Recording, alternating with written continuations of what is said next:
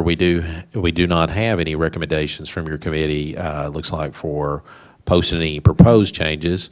We do have a proposal that has already been posted the required time, and so it looks like your committee is making a recommendation for final approval tonight of policy 2.8021.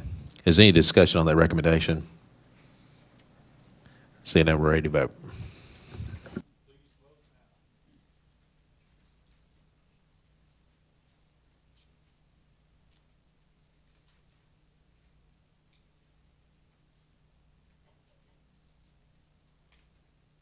All right, that recommendation is adopted and approved by the board. Let me back up just a second. I didn't ask. Chair Moore, do you have any other reports to make from your committee? I do not believe we have anything else. And Chair Parker, do you have any other reports from your policy committee? The only thing I wanted to make note of is we are meeting on Monday and talking about a few new policies, specifically relating to graduation and credits and things like that. But we're also going to be, again, looking at the dress code. So principals, parents, teachers, if you have concerns about the dress code that was recently adopted and you want to have some further input on that, please feel free to come to our meeting Monday, May 2nd, 6 o'clock in this room. Thank you. All right, thank you, Chair Parker. And it's always good when we get additional input from everyone. Community relations, Chair Powers, I don't think you have any recommendations to be voted on tonight, but do you have any other reports? Okay, we're ready to proceed to new business. First item is a request to alter the 2015-16 calendar. I guess I'll turn this over to the director, and you can give us more detail what the request is. Yes, sir. If you'll see the attachment in your packet, we had 2 unused inclement weather days. And we were allowed to apply with a waiver with the state of Tennessee to use those two unused inclement weather days.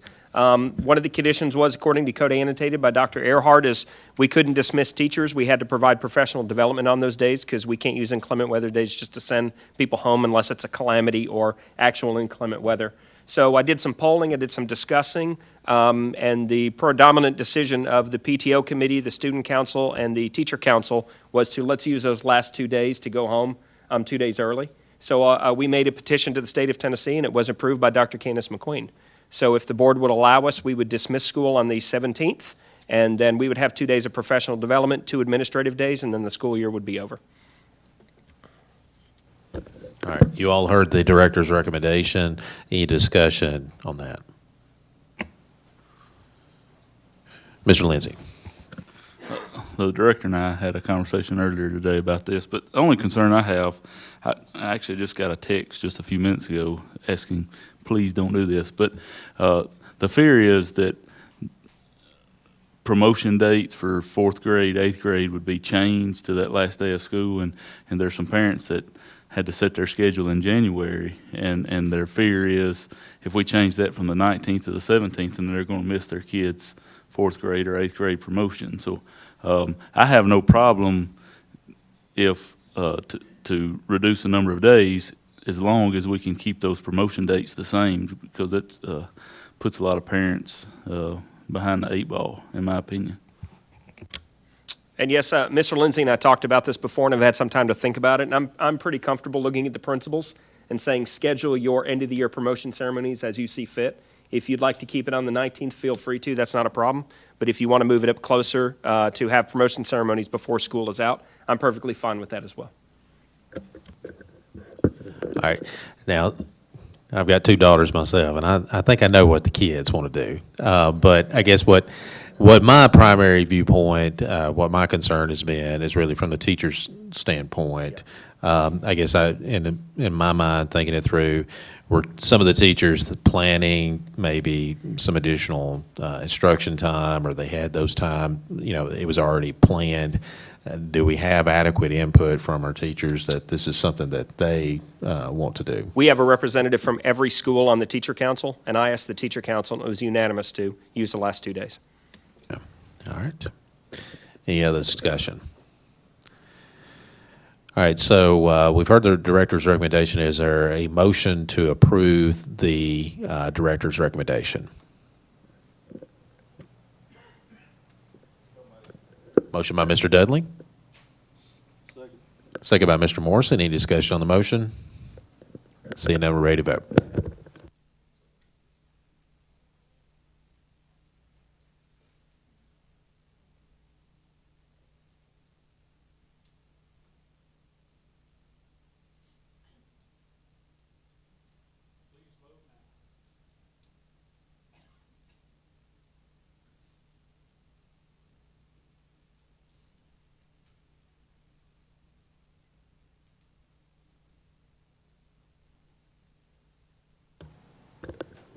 All right. With that, Mr. Director, you can do some sort of like really cool tweet now to all the students. I'm thinking of some guitar or something that's going to be playing in the background about school letting out early. So, all right, now we're ready to move to, Mr. Chairman? yes, Mr. Dudley.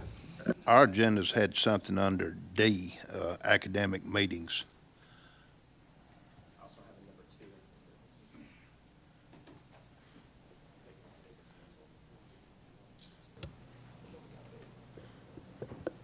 All right, so I don't know. I guess I thought we were doing everything under item A. So is there additional part to this? That's fine. Well, the second part was a request from teachers and principals to make the last day of school a half-day dismissal. Some of them were under the impression that they thought it was when the calendar was put into effect, and then they found out it wasn't. So there was also a request to make the last day of school a half-day. All right. I guess when I looked at that, I thought when we were ending it on May 17th, that included the half day. No. But just for clarification, I think we'll take up another I'm motion. talking about committees. Under committees, under community relations, then item D is academic committee meetings, and then you had items 1 and 2. What happened, the agenda that was posted online didn't have those, because that's where I pulled my agenda from. Okay. We Okay. got them added if y'all want to go back and look. It should have been changed. You need a copy. Apparently, we didn't have the most. All right. I pulled this off SharePoint, and mine did not include item D. I don't have a D either. This is offline. All right. Well, and this should have been added, but I'm sensitive to adding things if members were not given enough advance notice. And so the agenda that I was looking at directly from SharePoint did not contain item D, but I guess some of the printouts do.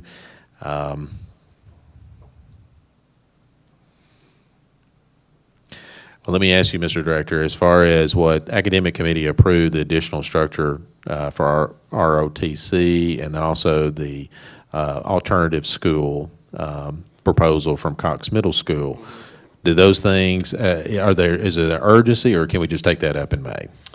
If you'll remember from the last academic committee meeting, I believe you looked at us and said, go ahead and, that's not anything that we need to approve. The money's in the budget, go ahead and add them in. Plus also the Central Reserve Officer is already in the budget for next year as far as part of the personnel. So I believe we're okay to go ahead and move ahead as per the last academic meeting. All right, so you don't need the board's formal approval. No, sir, I don't believe so. What about the alternative school proposal from Cox Middle School, though? No, sir, we had the money in the budget already. It was already good. All right, so it's not urgent to vote on that tonight? No, sir. Okay, I think I would still, because the academic committee had approved those, it still needs board approval to be official. And so what I'm going to do, if it's okay with everybody, we'll just put that on the May agenda to make sure that's clear, because I don't really think, for clarification purposes, I don't think we approved that to be part of the agenda, because it's too confusing. Yeah, but I thank you for bringing that to my attention, Mr. Dudley. All right, so let's go ahead and move on to new business.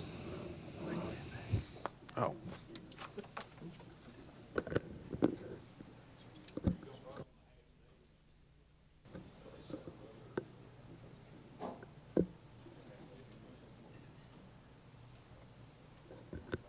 All right, so going back to the vote that we had on the 2015 calendar, I had understood that that was the vote was to end on May 17th and make it a half-day dismissal, but that's my understanding. Is there any objection to that? Can we do that by common consent, that was the interpretation of that? Oh, you did not? Well, let's vote on it again then, to make it official. All right, so is there a motion to approve the director's recommendation to make May 17th a half-day dismissal? Yes. Motion by Mr. Moore.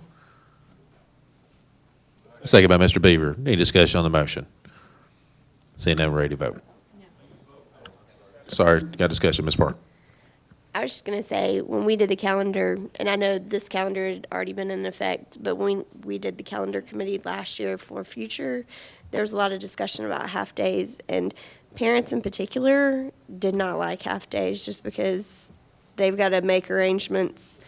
It was not something that they particularly liked. I'm sure that the students do, but I don't know that teachers or parents really preferred it. So I'm not a big fan of half-days. Mr. Moore.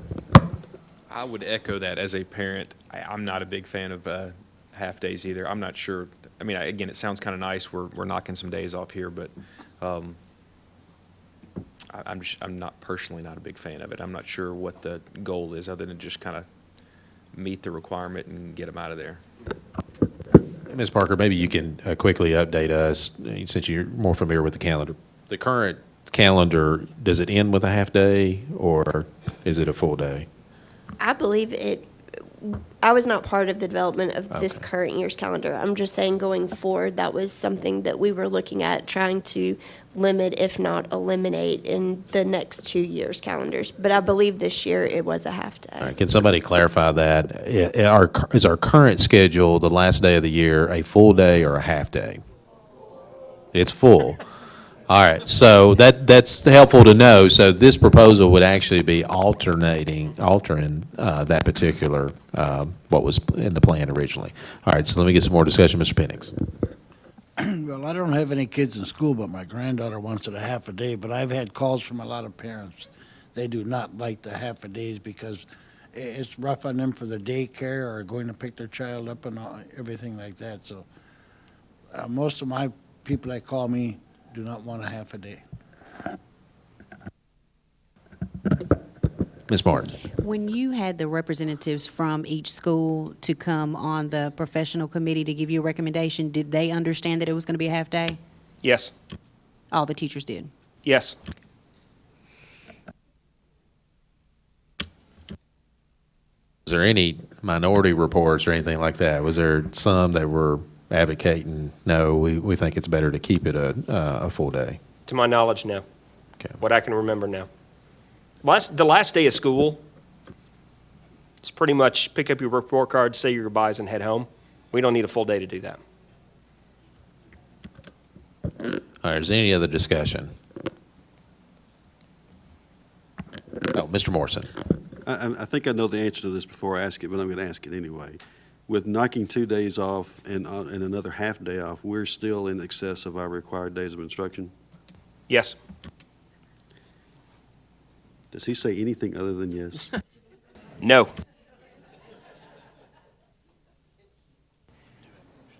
All right, so we got a motion on the table to make May 17th a half-day dismissal. Any discussion, any other discussion on the motion? Excuse me. All right, seeing none, we're ready to vote.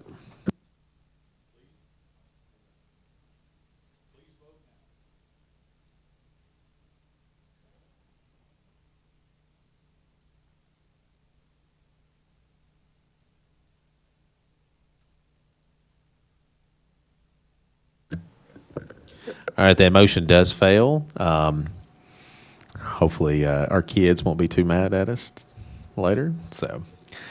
So we will have a full day on May 17th. All right, let's look at other business under instruction. Or excuse me, before we move to other business, we got new business. We have the item that was added, the boys and girls before and after school program. And Mr. Beaver, I know that you had requested this to be added, and I think Ms. Parker also wanted to be added as well, and maybe she has some additional information regarding that particular item. So I may just turn that over to you, Ms. Parker. It was my understanding that we currently have the YMCA, the fund company that provides our before school and after school care. as we all know, we no longer have a Y facility here in Murray County. However, they have retained that contract, is my understanding, to provide the before school and after school care for our children. I don't have any information necessarily about the fund company and the work that they're doing, but I do know that we have a great resource here in Murray County, and that is our Boys and Girls Club. And I think they would be willing to provide that before and after school care. And they have, I think, done some work with their board to try to determine whether or not they can fulfill that responsibility. And I believe Chris Pointer, the executive director, is here tonight to make a short presentation to us about that possibility. Thanks. All right, as you come forward and maybe tell us who you are and a little bit about the program that you're proposing. Chairman Bates and Dr. Marzak and members of the school board. I just want to thank you for allowing us to be here today. I know it was a last-minute addition, so truly, truly appreciative and thankful for this opportunity to stand before you. And we are excited about it. I want to thank, my board members that are behind me, as well as community supporters, principals, et cetera, who are here in support of this endeavor. And so, as you can see, one of our new themes that we are embarking on moving forward is growing greatness. So our kids, our county, our future. And so, of course, this big push, this marketing push has been coming through the Alliance, and we've been working with them as well. And so one of the things that we're looking to do, and I'm going to steal a comment from Dr. Marzak, is evolve this so this is not your grandfather's Boys and Girls Club. And so we're evolving our entire structure of what we do and who we are, but we still will keep that, special sauce of Boys and Girls Club. So we're looking at, Murray County school systems plus the Boys and Girls Club equals Greatness Academies. And so we're looking to establish Greatness Academies at every school, as well as our 2 standalone facilities. And of course, with our theme, Together We Can Grow Greatness in Murray County.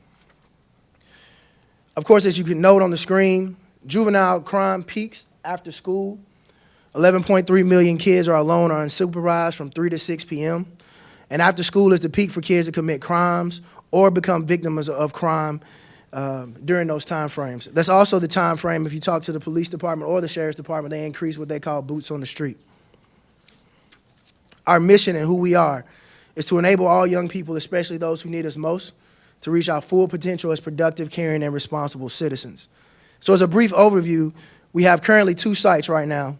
Our Wayne Street facility, 209 Wayne Street, which serves K through 5th graders, and our Teen Center facility on 210 West A Street across the street from the library. And combined between the two, we serve over 400 kids a year in a calendar year and 160 kids a day.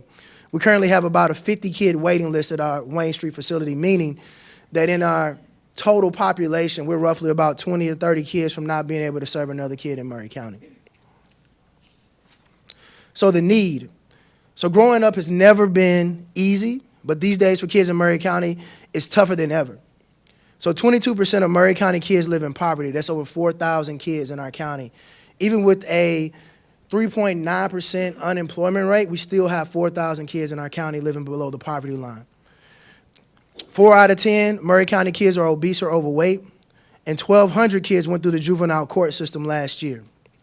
So in fact, today's generation of kids is the first in the history of our great nation that is on track to end up worse off than their parents economically, in health, and on every key life indicator. So our breakdown and demographics of who we serve. We typically serve the most at-risk youth. 84% come from single-parent homes, foster care, raised by grandparents. 45% of our parents are unemployed, and 82% of our families earn less than $30,000 per year. Our Teen Center also serves some of the most high-risk youth because of our partnership with the juvenile court system as those kids come in through that. So last year, what did? We mentored over 400 youth last year. We served over 30,000 healthy meals and snacks, and that is a big thank you to the Murray County school system and our partnership in making that possible for kids in our facilities. We facilitated over 17 hours of physical fitness. So programs that you all have in the schools were carried over in the Boys and Girls Club to extend those healthy lifestyle hours. We provided over 1,800 hours of tutoring by certified teachers in our facilities. And we're proud to say that 100% of BGCA youth have graduated on time since our existence, since our founding in 1999. And so that number may not be extremely great, but it's mighty in number, because I would like to think what would happen if the Boys and Girls Club wasn't there. That would just add possibly to the number of those kids who don't graduate on time. So today, why strengthen our partnership? These statistics you already know, but a high school dropout is 3 times more likely to be arrested and 8 times more likely to be incarcerated. Did you know that $180 per day for taxpayers to incarcerate a juvenile in the U.S.? And what's amazing about that statistic is that kids who go through the juvenile court system are 75% more likely to reoffend. So they go in and they just hit that revolving door and go right back. So that's just more and more taxpayer dollars. So $9 per day to send a child to the Boys and Girls Club. A powerful statistic that we use quite often is a high school dropout earns $8,000 less per year on average than a high school graduate in Tennessee. Lost lifetime earnings for the class of 2014 in the state of Tennessee was $18.3 billion.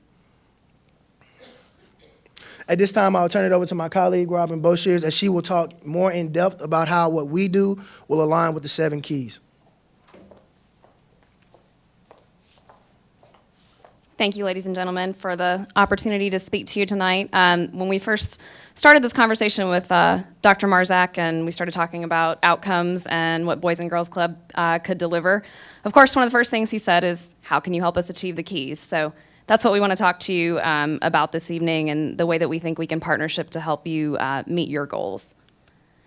So all of our programs, as Chris mentioned, fall into 3 priority outcome areas: academic success, healthy lifestyles, and good character and citizenship. The base of our academic success program is what we call Power Hour. It's an hour of homework help every single day at all club sites for all members. So that's a lot of homework help. In addition to our staff maintaining that, we maintain a 1-to-20 staff ratio. As we're Department of Education regulated. We also recruit skilled volunteers like retired teachers. Actually, many folks in this room have assisted in Power Hour, as well as community leaders. And this is also, that after school window is a really great opportunity for those folks in the Alliance, the people that have been working on the Grow Murray campaign, those business leaders who want to get involved and give back to the school system but maybe can't come during the school day. This is a great opportunity for them to plug in after school. We also have a variety of educational programs in the summer to keep that learning going and prevent summer learning loss, which we'll talk more about in a moment.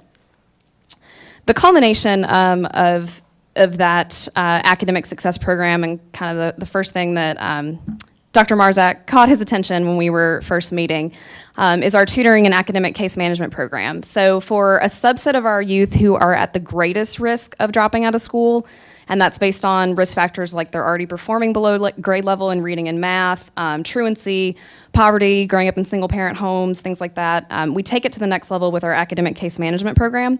So as Chris mentioned, we hire certified teachers, all of whom are Murray County Public Schools employees or retired teachers, to tutor currently at both of our club sites. We have 4 at each club site. And they're doing one-on-one individualized tutoring with those kids, but thanks to our great partnership with Murray County Public Schools, they also have access to the Information Now parent portal. So for all of our club members whose parents consent, we can log into that portal under one Boys and Girls Club login and see weekly real-time academic data. So we can see whatever teachers are putting into that portal. We can see report card grades, but we can also see homework grades and quiz grades and makeup assignments and tardies and absences and things like that. So those tutors are using that weekly to do intensive case management with those really high-risk youth. So that could be everything. I mean, they execute a weekly communication plan, but that could be everything from contacting the teacher to say, okay, I see this child has a 0. Is there a makeup assignment you can send me, and can we do that at the club together? Or I see excessive absences, so scheduling a meeting with a parent to say what's going on. Why is your child absent from school so regularly it's affecting their grades? And then lastly, we add to that innovative software programs like Stride Academy, which drills core reading, science, and math skills through fun games. And it's also designed to scaffold learning, so it's specifically designed to move youth up to grade level proficiency and beyond.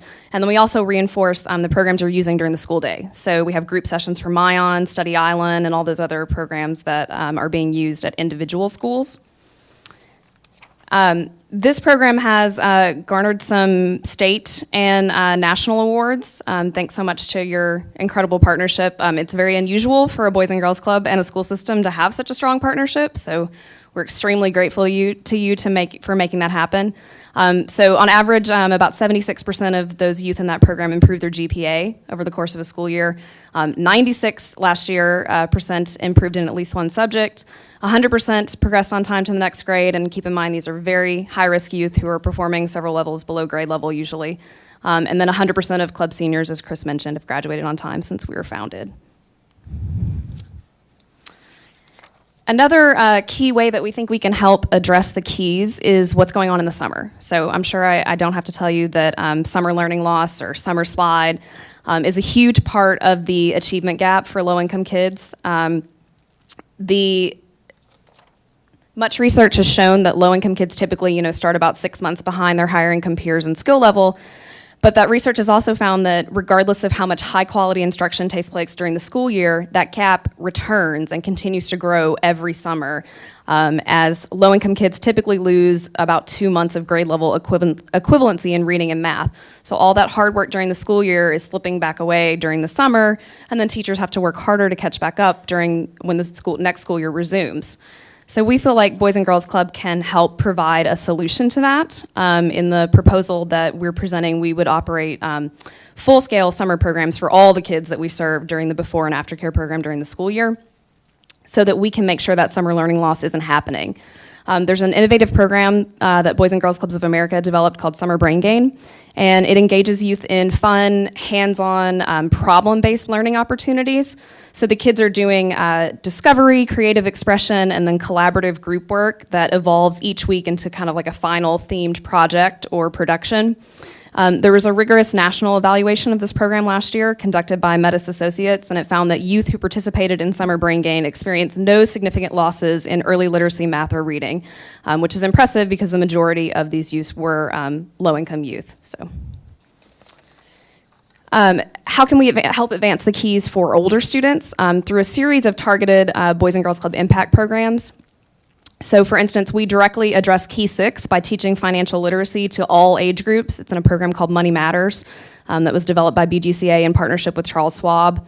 Our Goals for Graduation and Diplomas for Degrees programs for middle schoolers and high schoolers help youth formulate goals for post-high school success and give them the tools they need to achieve those. Diplomas to Degrees really takes it to the next level and includes college visits, college and scholarship application assistance, FAFSA workshops, automatic Tennessee Promise enrollment, so all of our kids are automatically enrolled in Tennessee Promise, and they get Boys and Girls Club support in meeting the Tennessee Promise requirements.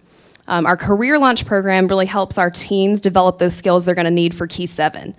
So those work-based learning opportunities through job readiness training, for instance, mock interviews will bring in local business partners, which some of you have assisted with before in doing interviews for our teens, helping them practice those skills, resume writing classes, dressing for success, and even helping our kids land part-time jobs and internships. Key 5, we've actually been conducting ACT prep classes at our teen center for the past 2 years with great success. And then lastly, of course, we mentioned our 3 priority outcomes. Our character building programs like Passport to Manhood and Smart Girls, they teach our kids how to make smart choices for their future and avoid negative influences like gangs and drugs, alcohol, teen pregnancy, all the things that could derail them from not only achieving the keys, but success in life. So at this time, I'll turn it back over to Chris to talk a little bit about the logistics of the program that we would be proposing. So I know it may seem hard to believe that we do all of that every day, but I have to take my hat off to the part-time staff who is behind me and full-time staff who just pretty much grit it out every single day for these young people. And they're on the front lines, and so obviously I'm not the one down there doing it every day, and they are. And so, one of the main reasons we're here to stand before you today is because of them. So how does this look? How does this Greatness Academy or this marriage between the two look? So what you see currently on the screen or in front of you is current BGC enrollment numbers and current YMCA Fund Company numbers. Our numbers are current based on where we are serving today, but we plug in numbers based on kids who are active. Now, sometimes we'll have kids that go inactive for multiple reasons. They move or they just stop coming. But kids who attend regularly are in our active base. What will happen over the course of the entire year, we will have served 400 plus kids or 400 plus youth in totality over the year. So these are our current active numbers. And the YMCA Fund Company, of course, is at 318. And you can see all of the schools that are listed there, and you can see what schools we're serving currently and what schools the Fund Company is currently serving.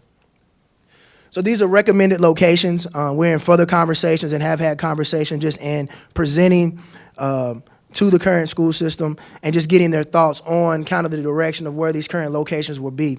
Originally, our thought was to consolidate a lot of these sites because I do know that a lot of the schools is very taxing to have an after-school program in your school every single day, especially if the relationship is not the best. However, we tried to lean on the side of convenience early on because this will be a big change and an adjustment for a lot of parents, including ours. So we wanted to make sure that we continue to keep the same model currently established by the Fund Company, but then kind of add some of our components of what we do based on the consolidated model. So one of the proposals we have out there is H&O Porter Alternative School. Now this is something unique and interesting, and as I looked at that, I thought, you know what, we need to be serving kids at the alternative school. Now, we do have kids that are in middle school and high school who will get rides to the Boys and Girls Club, but I think we can do some concentrated wraparound services that are intentional after the school day is gone. So you also have a gym and other amenities that are here, and I think we can direct a different type of service when the school day is out versus what we would do in our other facilities.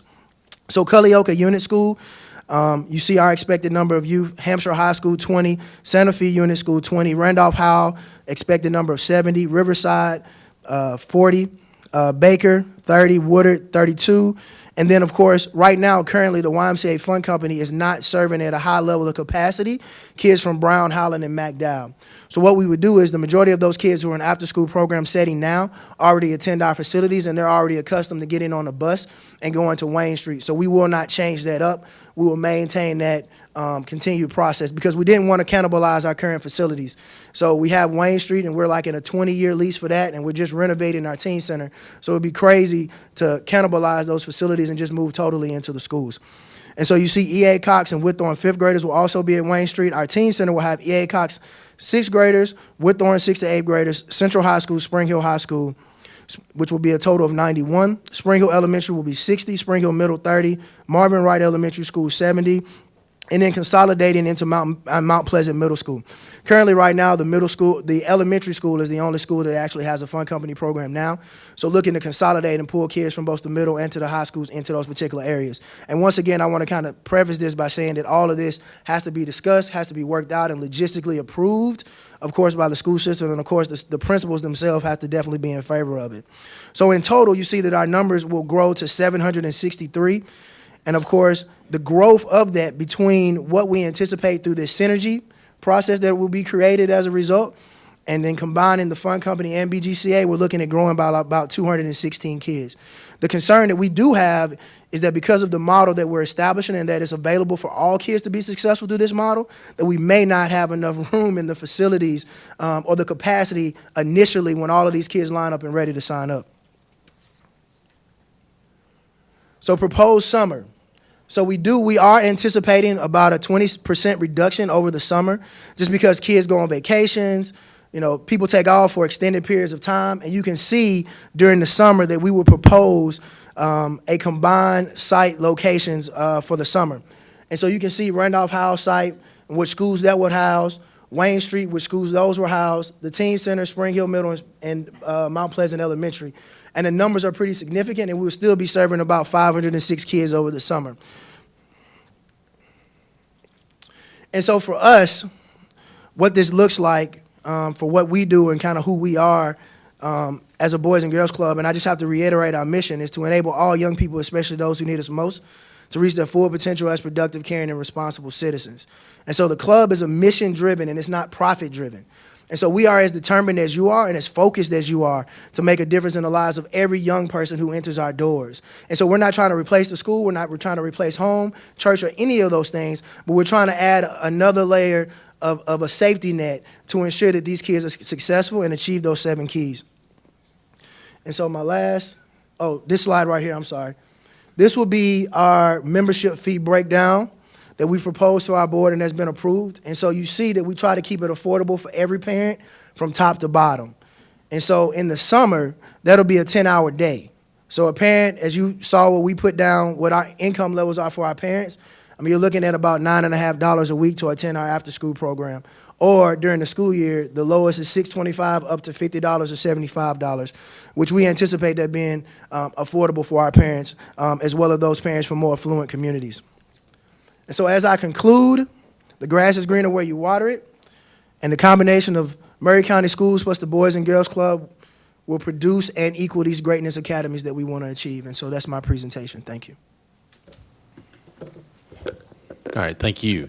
I think we may have some questions regarding the program that is being proposed, but I guess for me, I first need to get up to date by someone as to what our current program is, maybe a little bit more information on the nuts and bolts of that.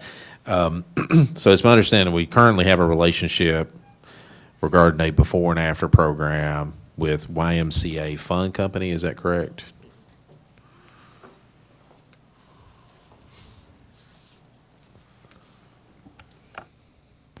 Good evening.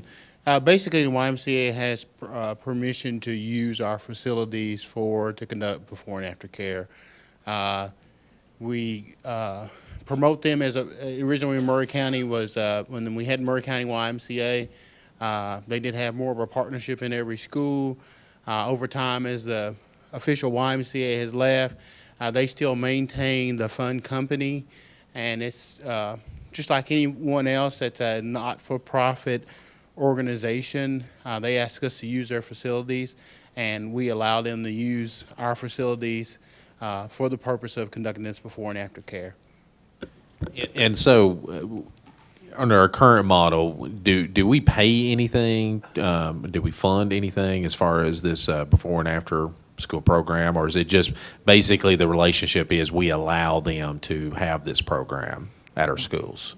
Correct. We allow them to have the program. They do, if there are extra custodial items, those things like that, the YMCA, they do either pay one of our staff or pay our custodial services. I think if that's Mr. Breeden, if I'm...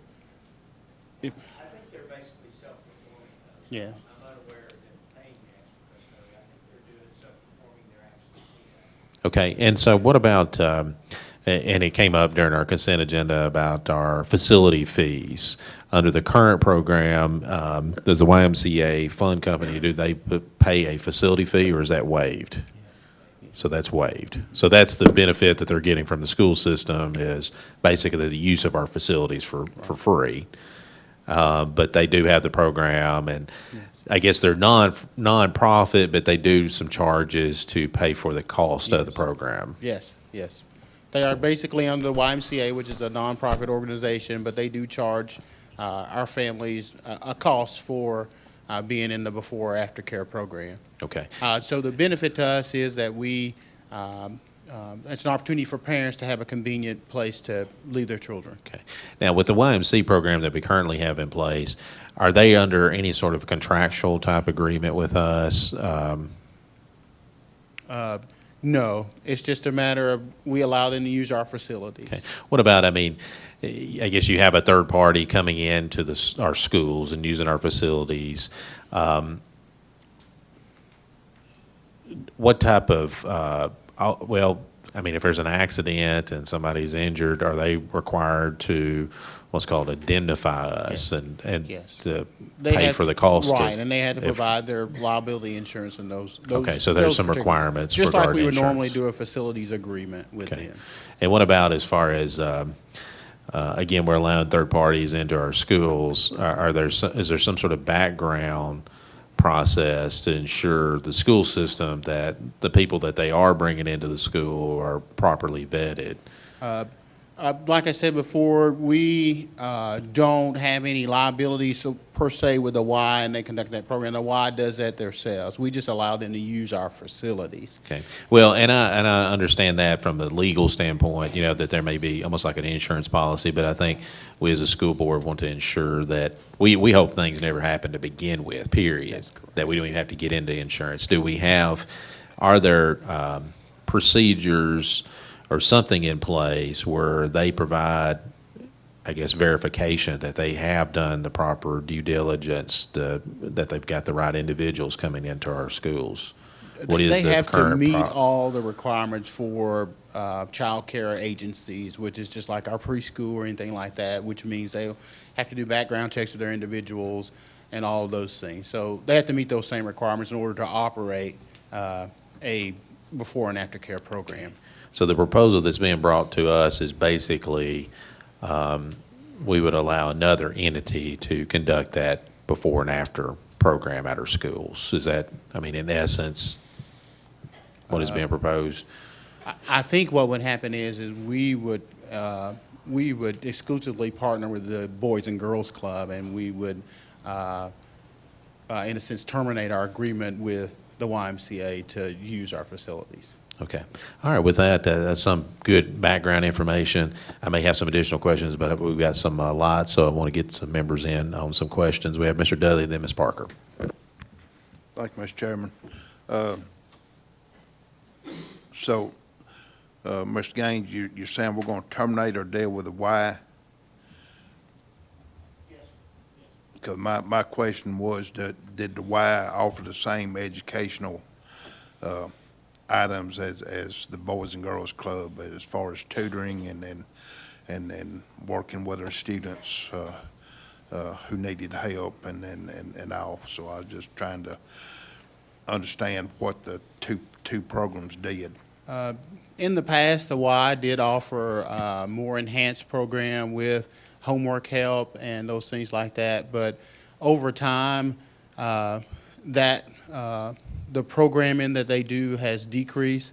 What they offer right now is simply the before and after care. Well, I mean, I don't know that this is a one or the other type scenario, but you know, I would certainly like for us to partner up with groups that are going to help with our need to educate the kids and with tutoring and helping in that area as much as possible, and not just a sports program. You know, I know there are benefits to the sports programs from the obesity standpoint and all, but I'd certainly want us to have some educational process too. Thank you. Gotcha. All right. Thank you, Mr. Chairman. So I want to go on the record to say I can't answer any questions. I currently sit on the Boys and Girls Club of Murray County. They've asked me to help them progress, and so I can't answer any questions. So that's why Mr. Gaines is here, to answer those questions. Okay. Ms. Parker. Since the Y's been in our schools this year, have we gotten any feedback from parents? Have they contacted central office, the director, assistant director of instruction, to kind of outline what their programs look like in comparison to what we've just been presented? I've had some contact with the Y relative to follow-up to parent complaints. At a time when we closed schools, there was a little question about, especially when we opened late, it was a question about whether or not the Y was going to be there early and continue their services. Besides that, there's not been an official meeting where the Y has come and requested to meet with Dr. Marzak and say, hey, we want to meet with you. We'd like to sit down and talk about the services that we bring to Murray County. There is actually a memorandum of understanding that we as a school system have executed with the Y Fund Company, correct? Does that have an early termination clause in it or anything like that? No, it doesn't. Okay. So we can get out of that contract at any point without any repercussion? The contract we have right now, just as we have just continued that relationship, so there is no, it's actually an older agreement. We actually began to relook at that agreement and try to look at, to make sure that we were crossing all I's, and we were in the process of working with the Y to relook at that agreement. So, but there was nothing in there that I saw that, you know, obligated us to continue to allow them to use our facilities. Thanks. Mr. Pennings. Well, as far as I know, there is no more Murray County YMCA, is that correct? I don't know. I just know we work with that. I know the fund facility company. is closed and sold. The Boys and Girls Club has been around for a long time.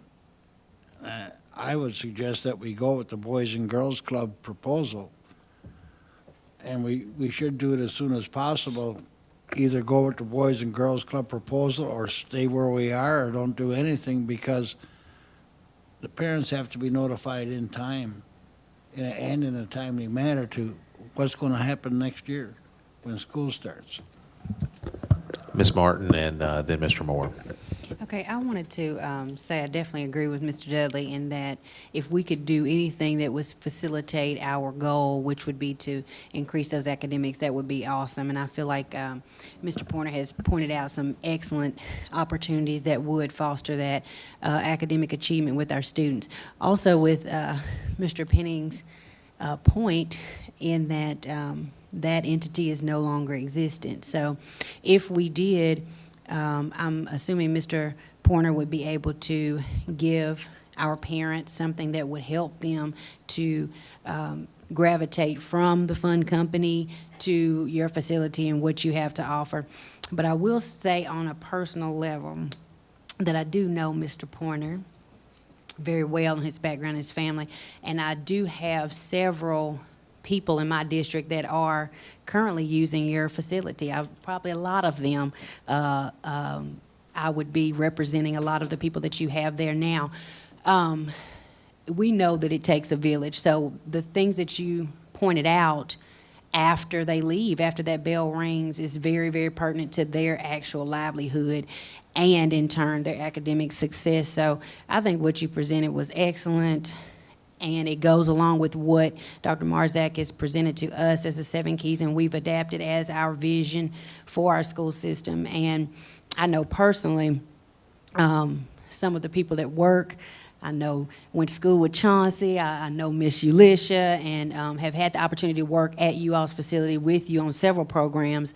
And with that, I know that from our standpoint, as students go on beyond Marion County Public Schools, you all have really fostered that opportunity to work with students that are coming to us at TCAT with their Tennessee promise requirements, and just do a great job with everything that you do there at the facility. So I'm excited about what you can do for us, and I think our parents will really be able to adapt to what you have to offer and high-five it and cheerlead it and all that stuff too. I think it's awesome. Thank you. Thank you. I've got a couple of questions. There was a cost structure in there. How does that compare to the current cost structure for that the fund company uses? Just to my basic knowledge, what they do is kind of a flat fee of $50 per week. There is some level of adjustment based on before care and after care, but primarily it's a flat rate of $50. Now, they do have some hardship opportunities based on my understanding, but not being a part of that institutional organization, I can't speak fully, but based on what we're able to pull from online, that's basically their process of how they do their membership fees. But primarily their goal and focus is to make sure that they hit that top tier cost of families and parents. And so if you look at on the sheet where we have the actual schools at, they primarily are serving kids from more affluent communities and more affluent schools. And that's completely fine because all kids need an after-school programming. And so, you know, the schools like McDowell, it's a low presence, and Brown and Highland, et cetera, that have, you know, less affluent and a higher free and reduced lunch rate. Okay. I appreciate it. I guess my concern on that just is simply to make sure, you know, if we're talking about a pretty big change for the parents, the families here. So I just want to make sure we're not moving the needle too far. Obviously, maybe a little bit of movement's okay, but that would definitely impact what they're doing. I know that one thing, the numbers you are currently serving, and this is would be a big jump in the numbers you guys would be serving. Can you guys, I mean, pretty quickly ramp up to that kind of size? We're already in that process now. So pretty much what we're waiting on is, of course, you guys' approval, yes or no. And then once we have that, we can then begin conversations with other entities to be able to draw down youth development coordinators or part-time staff to be able to fill those voids. So we already have some infrastructure things that we're already investing in now, directive operations and development coordinators, et cetera, that are already live online that we're already currently hiring now. Yes. Okay, and I appreciate that, and again, that's just my concern, and it sounds like you have a good plan put together, but I do have some concerns because this is a big jump in handling a lot more students at a much broader scope at a lot of different facilities. I just want to make sure that does kind of concern me that it hasn't been done yet before by your organization, that it is a variable. The other one too, and again, this is just personally on my thing, I'm always a little uncomfortable when something comes up where we can make a change where the current organization hasn't had an opportunity to kind of give their side of this. I understand that there may be offering something different. Maybe they've kind of tapered down what they offered, where they're just kind of doing childcare at this point. And you guys are definitely have a plan that's quite a bit more than just childcare. But I'm always uncomfortable when maybe they haven't had a chance to let us know what they could ramp up their offerings as well, or maybe do something different. So that's kind of where I'm at on those things. Thank you. All right, so we have Mr. Dudley, then Mr. Lindsay. Thank you, Mr. Chairman. I sort of agree with Mr. Moore. From what I gather, the YMCA or the fund company group are still utilizing some of our facilities, correct? So, I think we need to make contact with them and say, hey, we need a current update as to what your services are and what your plans are and everything. I feel like we should have probably had better contact with them on an ongoing basis. I know they've been lowering their service level over several years, but I think the school system should have had more contact with the fund company group, rather than just saying, well, we've got an old agreement that just has continued. But as I expressed earlier, I want to support the organizations that are going to do the most to benefit our kids educational-wise. But yet, I'd like for it to be system-wide. It may come down to the fund company group is serving areas that the Boys and Girls Club are not able to serve. So I'd sort of like to be a lot of thought put into this and some recommendations come back to the board. Thank you. Well, it just kind of comes down to 2 points for me. Kind of the point Mr. Penning's made. YMCA left Murray County, and now we can say that they're a nonprofit organization, but they kept the fund company because there's some profit in that. And we can beat around the bush all we want to, but that's the bottom line. That if the fund company had not been profitable, it would have left just like the Murray County YMCA left. So that's pretty. That's the. If it was nothing else, that would be the deciding factor for me. But Ms. Martin made a statement that she had known Mr. Pointer a long time. He and I have known each other a long time, and even though neither one of us may look like it, but we used to play a little ball. And with that being said, with the leadership that the Boys and Girls Club has, and with Mr. Pointer being their director, I have full confidence in what is being proposed and full confidence in what they can do. So this is a pretty easy decision for me. Thank you. All right, we have Ms. Parker, then Ms. Powers. I just wanted to clarify, one reason why I wanted this to be put on the agenda tonight is because obviously we just reduced the school calendar by 2 days. And our next full board meeting is not until the end of May after school gets out. And so I think it's important for us as a school board to be able to provide information to the parents before they get out of school so that they have the ability to plan not just for the summer, but also to know what's going to happen on August 1st. And I think we we've had limited contact with the Y, but I don't know that that's by our design as much as it is by their design. And in all honesty, for the Boys and Girls Club, and I will just in full disclosure, my husband does serve on the board. I've been a past board member at the Boys and Girls Club. I believe very strongly in what they do. And I think the difference between what we're getting with them and what we're getting with the fund company is this program is really tailored to helping us deliver the keys that we have said that we want all of our kids to have the opportunity to have. And with that being said, I think they already have a partnership with our school system. They're able to access grades. They're able to talk to teachers. They have that rapport that it's not my understanding that the Y has that.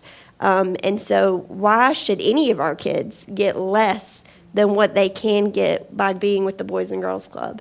So I fully support this, and I know it may seem that it's hasty in bringing this before the board at this time, but I think just the timing of it was such that it really was something that we needed to consider before the school year got out and before our May meeting when everybody will hopefully be on vacation. I think that's a good point. I would agree with what Ms. Parker just said. Additionally, though, I feel like the presence and the input of the Boys and Girls Club is very tangible in our community.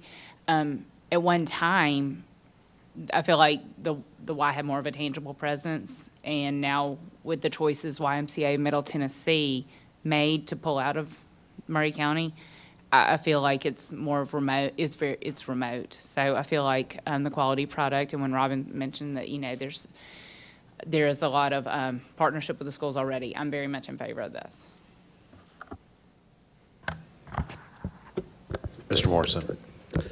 I certainly have no issue with the Boys and Girls Club taking over our after-school services for this particular aspect of our community.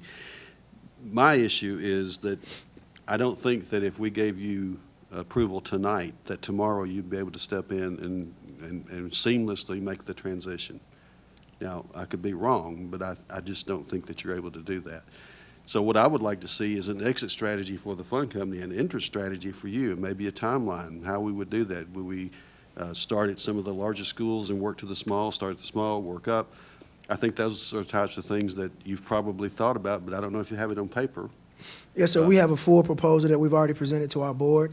We've also presented to Mr. Scott Gaines on Monday or Tuesday, whenever we've met. Dr. Marzak has also viewed that documentation. And so our timeline is staggered from May until August the 1st based on our hiring strategy. And so one of the things that's kind of hinging upon us moving forward would be this decision based on the school board. Now, I will say is if the decision is delayed, that will also delay our opportunity to move at the rate in which we want to move. And so we've identified where we're going to hire individuals from, how we're going to hire them, and all of our processes.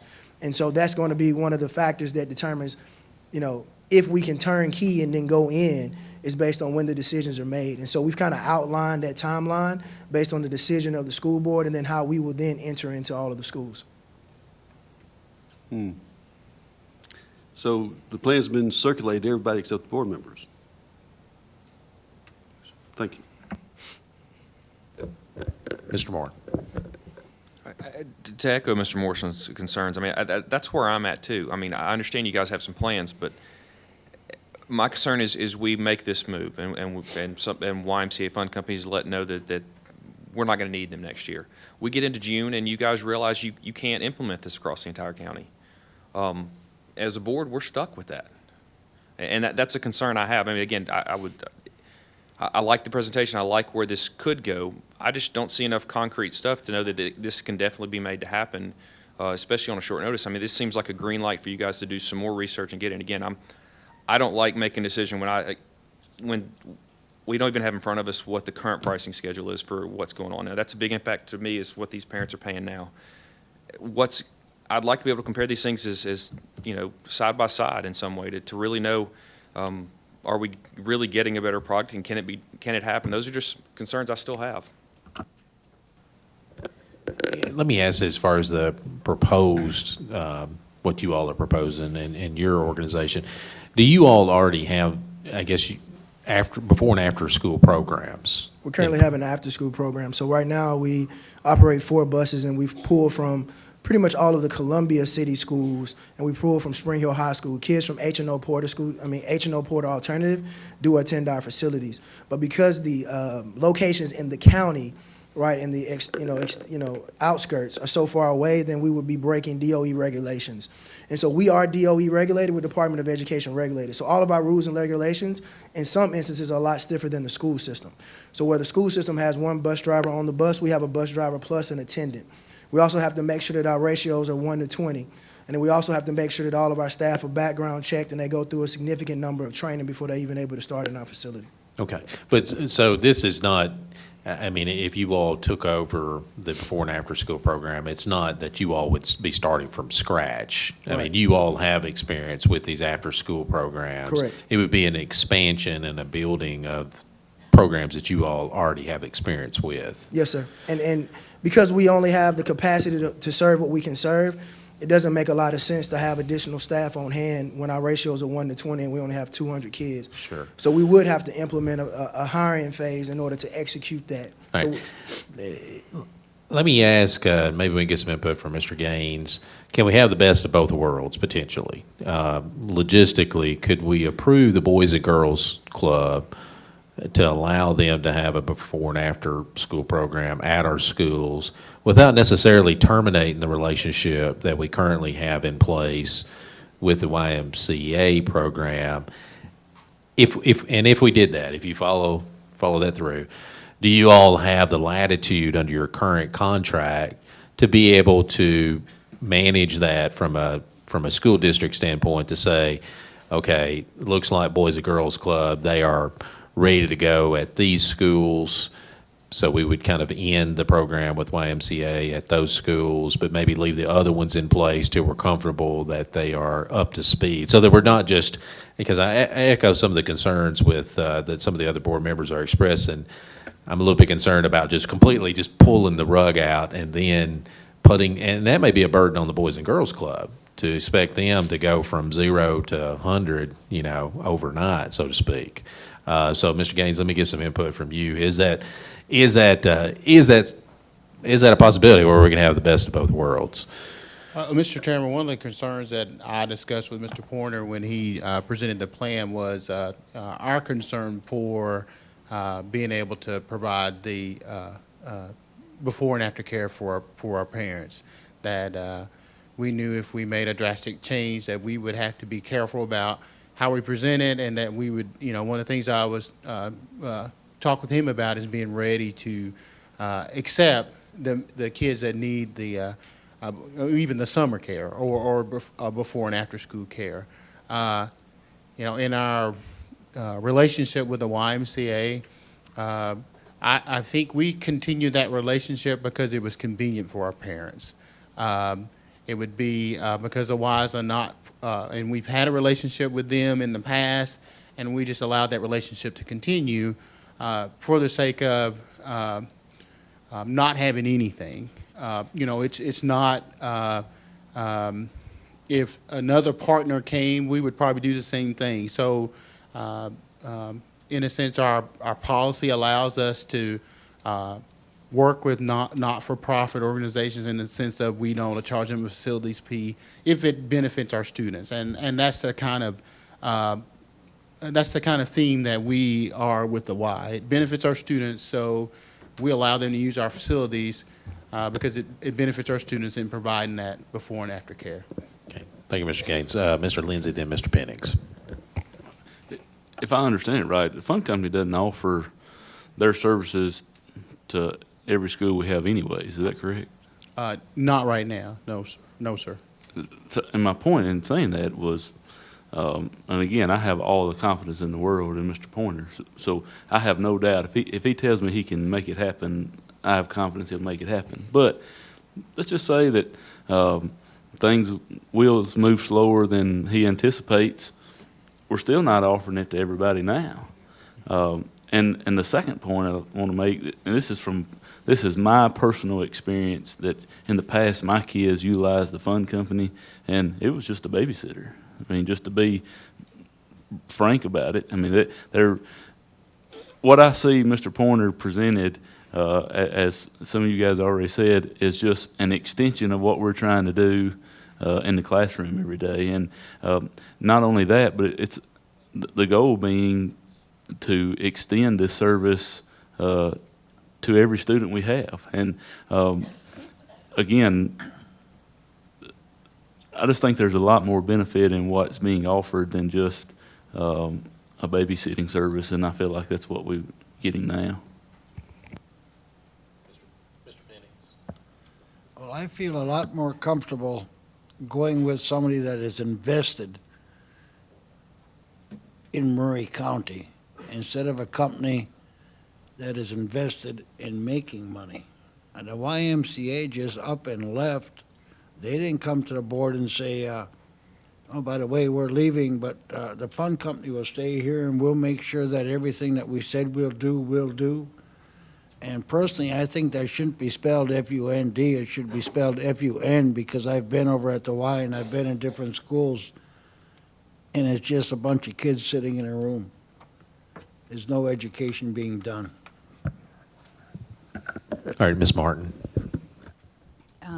I definitely will say again that I'm 100% confident that you all could implement whatever we give you the go to do. But I also want to reiterate one of the points that you made in the fact that we have several Maury County school teachers already that are working with you all, that are providing that tutoring, that the students that are in your facilities are familiar with, that they see throughout the day, that they know Miss Such and Such is coming and they're comfortable with them. So we already have a presence there with our teachers that are providing tutoring services, as well as the point that Ms. Parker made with the fact that we're, it's going to just to be a continuation of what we're already trying to do. Mr. Moore. Again, I hate to keep going back to this, and I really think this is I don't think there's any question this is a completely different kind of program than what the YMCA Fund Company does. But there are parents that rely on that after-school care. And my concern is just that we have a gap, and if you guys can't implement this across all the schools, I mean, what is our plan when we have a school that they can't do this at as a school system, and we have to come this fall and say we don't have before school care or after school care? What do we do? Because that's a real concern I have for what our parents are going to come, because that's a big deal. And we haven't even talked to YMCA about, if we ask them to leave a couple of schools, they may say, you know what, based on our model, if we have to pull out of a couple of schools, we've got to pull out of all of them.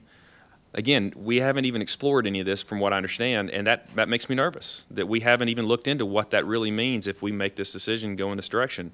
I'm just very concerned that we're going to have schools that do not have before or after school care come this fall, and that's a real impact on these families that are at these schools. All right, I don't see any more lights, so we've talked it over. We've heard the presentation or the motions. All right, so Mr. Pennings,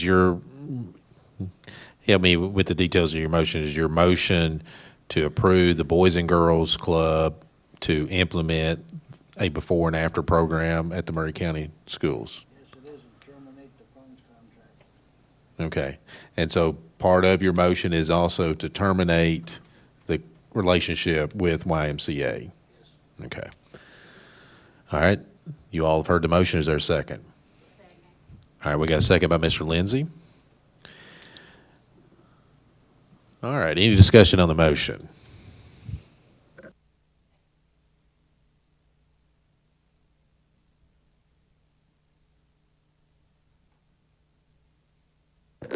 Well, I guess I'm going to get into a little bit of discussion. I think if it was just to approve Boys and Girls Club, I would be okay with the motion. But I'm echoing some of the concerns of the other members of just maybe pulling out too quick with the YMCA because of that existing program at all the other schools. I have to say that I'm reluctant to approve the motion myself.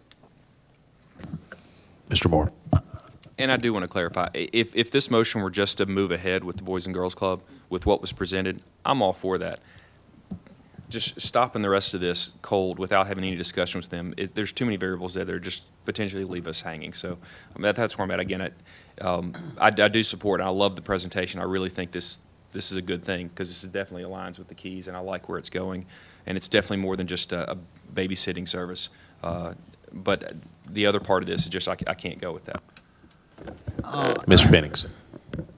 Yeah, if it's okay with Mr. Lindsay, then I'll amend my motion to just allow the Boys and Girls Club to move ahead with their before and after school program. Mr. Lindsay? All right. So you're okay with making that change to the motion? And I mean, with that, I'm very comfortable with moving forward with approving the Boys and Girls Club, of implementing that program. And I do not have a problem with us coming back as we get our feet wet and we get the program going in some of the schools, to coming back and taking another look at our current relationship with the YMCA to allow that expansion. But as I discussed with Mr. Gaines, and I think he needs to probably get with Mr. Walliver just to make sure on these things, but it may be that our central office can make some judgment calls as far as if some schools have the YMCA program to maybe allow the Boys and Girls Club to take over that program. Now, again, I don't know what the memorandum of understanding is, if it's a global or is there a lot of discretion with the school system, but that may be a possibility. Mr. Lindsay, then Ms. Martin. You care if I ask Mr. Pointer a question?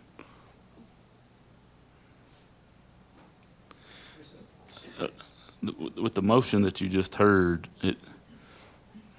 are you guys able to move forward without being all in?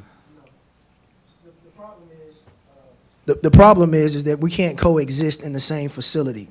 So we're currently pulling kids from a facility into our locations, and they're currently operating in a facility.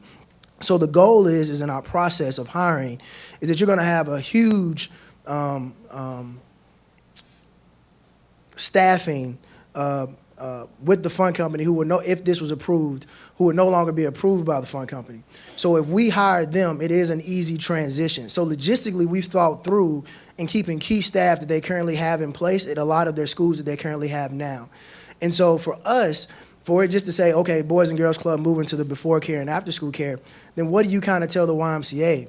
You know, so if we decide to say, hey, we really want Randolph Howe, but they really want Randolph Howe, how do we move forward on that? And so I think coexisting is going to be very difficult in this juncture, in this process, because we can't currently serve any more kids in the facilities that we currently have now. And so we're 30 kids away from serving the middle and high school kids that we have now. So Well, and you may have misunderstood my statement and what I'm talking about. I'm talking about if Randolph Howe, if our school system decides that, hey, we want to try something different at that school, we want the Boys and Girls Club to exclusively do that before and after program. I'm not talking about a dual side-by-side program.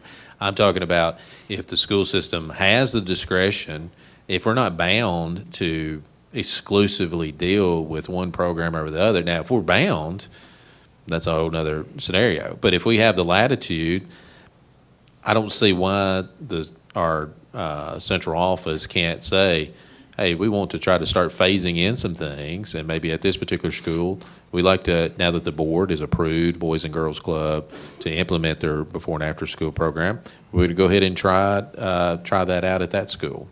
So that's my thought process. And again, some of that is beyond the scope of what all I know, because I've never read the memorandum of understanding. But So- that's my thoughts. So just so I can understand you, so what you're saying is that you're leaving it up to the discretion of the director of schools and assistant director of schools, et cetera, to determine where the Boys and Girls Club would be versus where That the would be YMCA my, fund company yes, would be? that's what I had asked Mr. Gaines to, try to elicit that discussion. What my concern was just going all or nothing, all at once. And so what my discussion was to try to address those concerns, that maybe it's not necessary to do all or nothing all at once. Maybe there can be a phased-in approach if we have that flexibility under our existing relationship, where we can actually have the discretion to say, okay, this school, we're going to say this is going to be the before and after program. So And I think- with that, would the Boys and Girls Club be able to implement some programs at some of the individual schools? We could implement programs, but the problem is kind of the phasing in and, at which schools will we be serving versus which schools we won't be serving. And I think it's going to become down to an all or none situation, because if it comes down to it and the YMCA or the fund company says, well, we just don't want to do it at all, and then we would be forced to move in quicker, or we'd have to try to figure out where staffing are and all of those things to try to fill it in if they indeed decided to pull out. And so our thing is that we're coming here just to be the premier before school and after school program. And that's, what the presentation is about. Okay. All right. Mr. Lindsay, then Ms. Martin. I think you kind of made the point or the question, you answered my question, that for the investment, time, resources, whatever else we want to add, you guys have to, we can't go in this half-hearted. We as a board have to be wholehearted and give you that opportunity to move forward, and that was the way I take it. So, I seconded the motion for discussion, but if this motion were to fail, then I'll make Mr. Penning's motion again, his original motion. So because I just feel strongly that maybe it's because I got to have a burr in my saddle, but that YMCA left. But as Mr. Penning says, it's the Boys and Girls Club of Murray County is vested in Murray County, and that's what it boils down to me. All right. Ms. Martin. Okay, Mr. Porter, did I hear something to the effect of you saying that you guys may have the opportunity to hire some of those people from the fund company? Yes. Okay, so they would still have the opportunity to interact with those students that they are currently interacting with, just on another higher level of interaction with them. Yeah, so the key is one of the reasons why we didn't consolidate in the plan that you see is to leave the existing structure as is and leave a lot of the staff that are currently working in those schools with the fund company in place, so that it makes for an easier transition and a smoother transition, and parents have a level of comfort. Okay, so parents and students would have a level of comfort with the transition that you're proposing. Right. It would be the same thing, and it would be branded differently. It'll be Greatness Academies versus the fund company. Okay, and the next thing is, we did clarify that fund company is not in all the schools anyway, right? Correct. And we did clarify that fund company is not giving us any type of academic, and this is for Mr. Gaines, you said that, Mr. Gaines, they're not giving us any type of academic structure, right?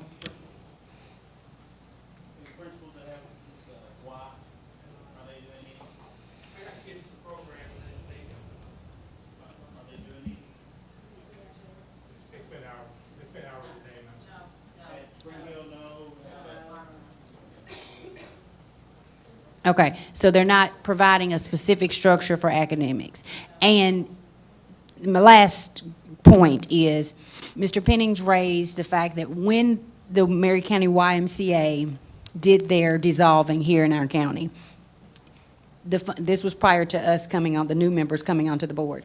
Did they come and make a presentation to you all about how they were going to implement fund company without the umbrella of the Maury County YMCA in a specific way that they were going to be helping the students beyond YMCA being here? Did they come to you all and say, hey, we've got this plan, we're still on board, this is what we're going to do for the kids? Or it was just, it's in our hand, let's just run with it? Was anything presented to you all from the YMCA at that point? No. Thank you. All right, Mr. Pennings. Well, I'd like to answer a question either from Mr. Williver, from Mr. Gaines, or anybody. Do we or do we not have a contract with the fund? It's been a long time since I looked at it. You do have a memorandum of understanding with the YMCA, but I'm not aware of it being mutually exclusive or excluding out any other before and after care services. Again, going on memory from looking at a document a year or more ago, if I remember correctly, it's terminable at will by either party. That's what I remember about it. I don't have it in front of me tonight, and I didn't review it beforehand. So it wouldn't cost us any money if we told them at the end of this school year that we no longer require your services. I typically would not pass off on a contract like that involved us having to buy out the termination. So no, I like I said, I hadn't reviewed it lately, but no, I can't imagine that there's any kind of provision like that in there. Thank you. My second point is I don't think we can let anything up to the central office as far as saying what school the Boys and Girls Clubs will do, because in the present position that Dr. Marzak is in, he couldn't be involved in those decisions or be a conflict of interest because he's on the board of directors. So he couldn't even be in those. The man we hired to run the schools couldn't even be in those discussions. That just doesn't make sense. All right, Ms. Powers. I think I'm taking a step back, but just kind of as I think through, I know I see the why transportation come through, and I just kind of wanted to clarify transportation for kids. How will that take place? Right now, we currently have 4 buses, and we have certified bus drivers on our buses that transport kids. But in this new plan, logistically, our actual transportation costs will decrease. The only kids that we will be busing are from McDowell Elementary School, and then we will be busing from Central, E.A. Cox, Whitthorne, and Spring Hill High School. Now, the school system is more than generous, and based on the school route, kids from Highland Park and Brown are dropped off through Murray County School System to our Wayne Street facility. But all of the other facilities, we will keep that convenience model, and those kids, once the school bell rings, they will stay at the actual school itself. All right, so let's get some clarification procedurally. Mr. Pennings, help me out. Are you revoking your permission of Mr. Lindsay or the amendment? I mean, what motion are we making here?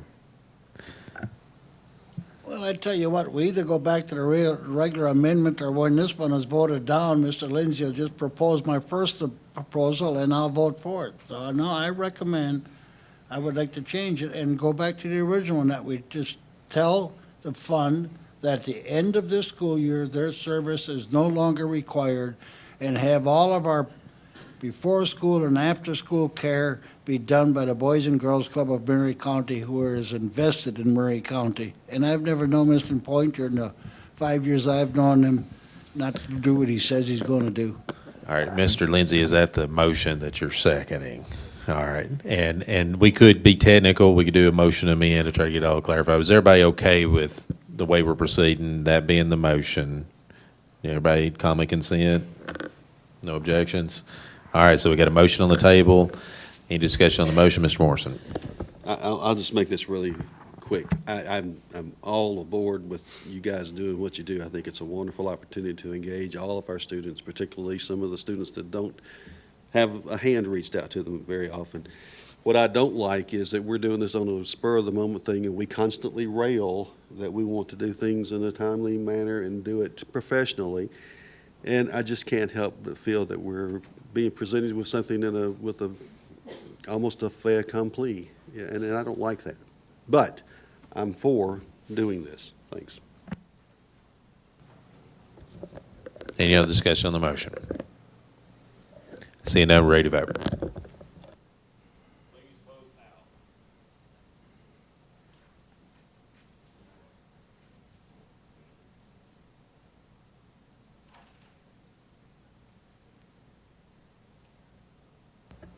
And that motion does pass 9-1. Thank you.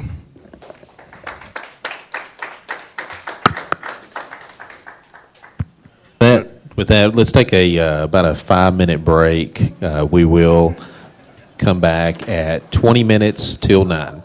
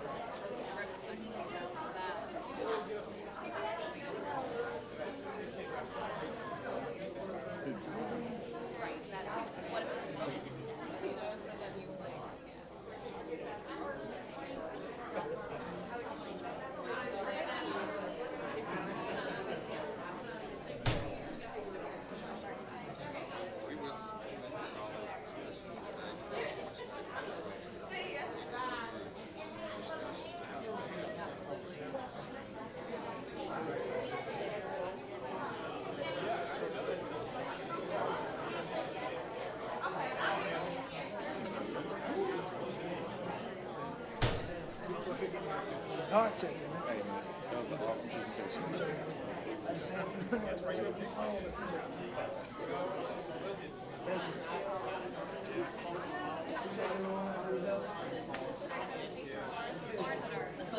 Which one of you made the typo? It wasn't me.